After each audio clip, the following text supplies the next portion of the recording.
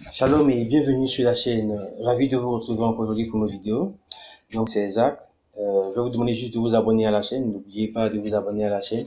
N'oubliez pas également d'activer les notifications. Vous serez ainsi informé de toutes les vidéos qu'on fera chaque semaine. Voilà. Donc aujourd'hui, on parlera de quoi? On parlera de comment choisir son téléphone, son mobile. Donc on fera le tour de la question en à peu près 9 points et on pourra échanger sur ces points-là. Vous pourrez mettre en commentaire vos avis et ce que vous attendez, comment vous faites votre choix, vous, de votre téléphone. Voilà, donc c'est ce dont on parlera aujourd'hui. Donc c'est parti. Allez.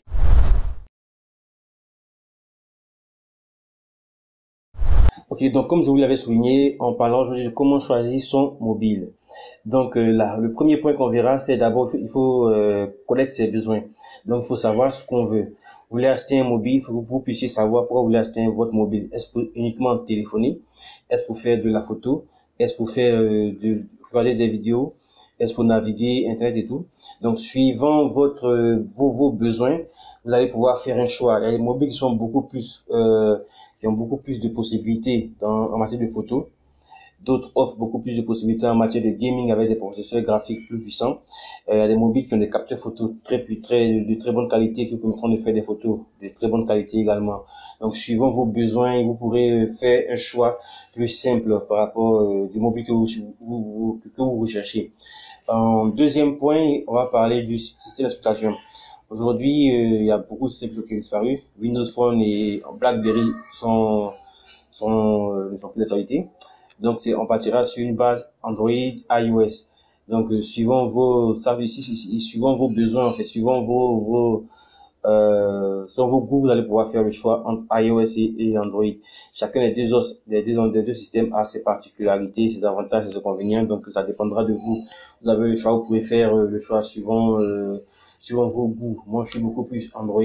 Bon, voilà, donc, je pars sur Android, mais ça dépendra de vous. Là, le choix dépendra uniquement de vous. Le troisième point qu'on prendra en compte, c'est la taille de l'écran. Aujourd'hui, les mobiles qu'on retrouve sur le marché ont des tailles d'écran partant de 3,5 pouces à 6,4 pouces et plus. Bon, ça, c'est des tablettes. Voilà. Donc, ça dépend. Si vous aimez les petits téléphones, faciles à mettre en poche, faciles à utiliser, faciles à mettre en poche, faciles à transporter, un téléphone de 4 pouces, ferait l'affaire. Si vous aimez les grands téléphones comme moi, les téléphones grands qui peuvent vous servir, qui peuvent tenir réellement dans la main, solide et tout, vous allez plutôt opter pour un téléphone de 5 pouces, de 6 pouces et plus. Voilà, donc suivant la taille de l'écran, suivant vos choix aussi également, vous pouvez faire un choix dans la taille de l'écran. La taille de l'écran peut jouer grandement dans le mobile que vous choisirez. Voilà, un point qu'on prendra en compte, c'est le processeur. Ici, le processeur, c'est comme tout ce qui est matériel électrique aujourd'hui. Tout tourne à partir d'un microprocesseur. Donc, sur les mobiles, on a à peu près, dans le haut de gamme, la plupart étant des processeurs Snapdragon. On a aussi des processeurs Mediatek de très bonne qualité, 8 cœurs, etc. On a aussi des processeurs de marque, comme Samsung fait des processeurs Exynos et tout. Donc ici aussi, regardez aussi, vous allez juste prendre le temps de regarder un tout petit peu ce qui se fait dans le processeur des mobiles que vous choisissez. Donc avant de faire le choix, regardez un peu les processeurs 8 cœurs, la vitesse du processeur 1 GHz, 1 Go, 2 Go, 1.3 GHz, etc.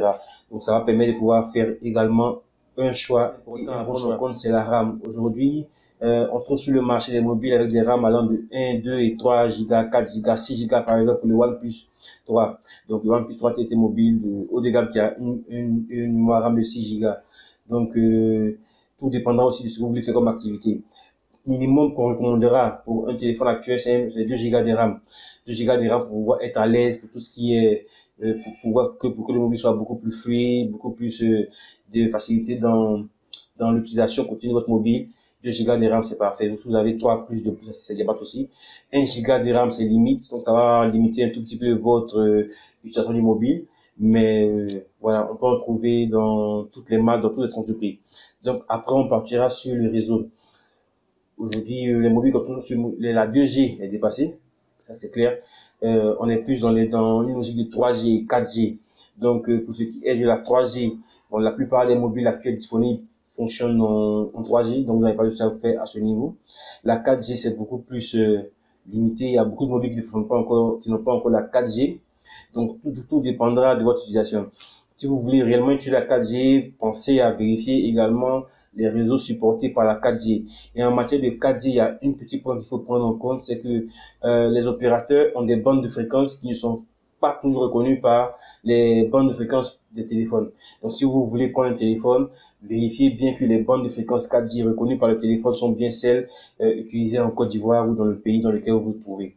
Donc voilà. Après, on partira sur le capteur photo.